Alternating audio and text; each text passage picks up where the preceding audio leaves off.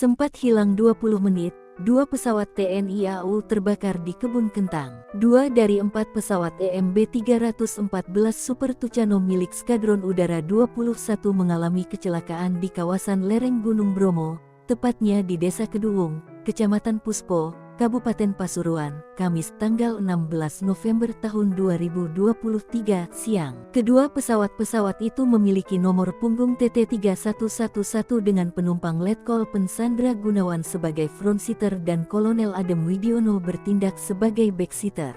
Kemudian pesawat kedua nomor punggung TT3103 dengan 2 penumpang Mayor Pen Yuda A. Seta selaku frontseater dan Kolonel Pen Subhan sebagai backseater. Kadis Penau, Marsikal Pertama TNI Agung Sasongko Jati mengatakan kedua pesawat tempur itu take off dari Lanut Abdurrahman Saleh pukul 10.51 waktu Indonesia Barat bersama 2 pesawat lainnya.